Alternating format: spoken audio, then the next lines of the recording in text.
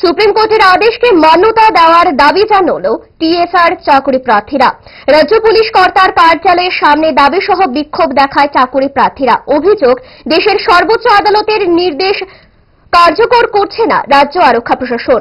বিক্ষোভকারীদের বক্তব্য, 2016 সালে টিএসআর বাহিনীতে চাকরি ইন্টারভিউ দিয়ে সমস্ত পরীক্ষা উত্তীর্ণ হয়েছিলেন চাকরি প্রার্থীরা। নিয়োগপত্র জারি করা ছিল শুধু সময়ের অপেক্ষা। 2018 সালে ক্ষমতার পালা বদলের পর সেই প্যানেল বাতিল করে দেয় রাজ্যের নতুন সরকার। সরকারের সিদ্ধান্তের বিরুদ্ধে উচ্চ আদালত হয়ে দেশের সর্বোচ্চ আদালত সুপ্রিম কোর্টেও কড়া নাড়ে চাকরি প্রার্থীরা। চাকরি প্রার্থীদের আবেদন বিচার বিবেচনা করে সুপ্রিম কোর্ট। প্যানেল বৈধ ঘোষণা করে সুপ্রিম কোর্ট। সঙ্গে আদেশে জারি হয়েছিল চাকরি প্রার্থীদের 2 মাসের মধ্যে তাদের নিয়োগপত্র হাতে তুলে দিতে হবে। কিন্তু রাজ্য প্রশাসন সেই আদেশ কার্যকর করছে না বলে অভিযোগ তোলে বিক্ষোভ কর্মসূচিতে নামে। সংবাদ মাধ্যমের সামনে নিজেদের ক্ষোভ উগরে দিলেন এক চাকরি প্রার্থী। স্যার, অ্যাকচুয়ালি আমরা আসলাম 2016-তে আমরা টিএসআর ক্যান্ডিডেট। আমরা সারা ত্রিপুরা রাজ্যতে 372 আর আদার্স প্রার্থী হচ্ছে 136, টোটাল হচ্ছে 506 জন। আজকে আমরা 2017-তে আমরা মেরিট লিস্ট বাইরে হয়েছিল।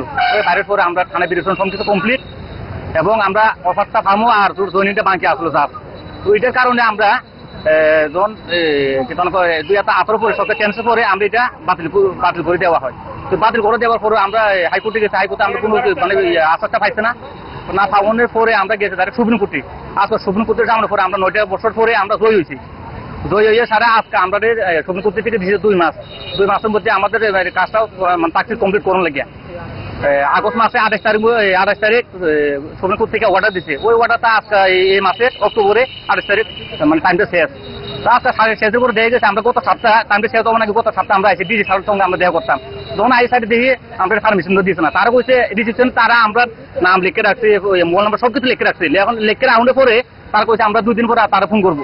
কিন্তু আজকে দেখে গেছে 2 দিন গেছে, 3 দিন 4 দিন হয়ে গেছে, কোনো ফোনে আমরা কোনো রেসপন্স পাইতে আসে না। তো পাইতে আসে না, যার কারণে আমরা আজকে আবার আইতে আমরা বাধ্যকতা আমরা আগুন লাগবে। তো আজকে আমরা সারা ত্রিপুরা রাজ্যে আমরা যত ক্যান্ডিডেট আছে সবাই কইছে, সবাই দিয়ে বলছে আজকে আমরা আইছে। তো আইসে আমার কথা হচ্ছে 2 মাস সুপ্রিম কোর্ট থেকে রায় দিচ্ছে। তো রায় দিয়ে আমাদের কথা হয়েছে মানে কথাটা কি মানতে পারছে না তারা। এখন কি দেখা করছে? এখন তো দেখা করছে না। এখন আবার শুনছি আমরা 2টা ক্যান্ডিডেট গেছি ভেতর থেকে আবার আইছে। আজকে আবার পারমিশন দিতে আসে না।